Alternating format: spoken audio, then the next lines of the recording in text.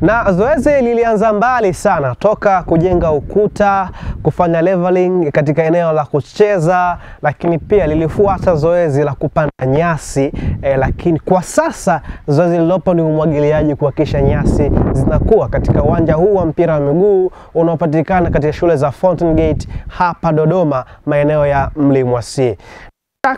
Ni uwanja ambao unatarajiwa kuwa na manufaa makubwa kwa wanafunzi wa shule za Fountain Gate hapa Dodoma, na ninaambiwa mipango ni kuhakikisha basi ile intake ya Julai wale wanafunzi ya sasa kidato cha 5 ambao watajiunga na shule hii Julai, lakini pia wale ambao watahamia watakuwa na faida ya kunufaika na uwanja huu kuutumia katika mazingira mbalimbali.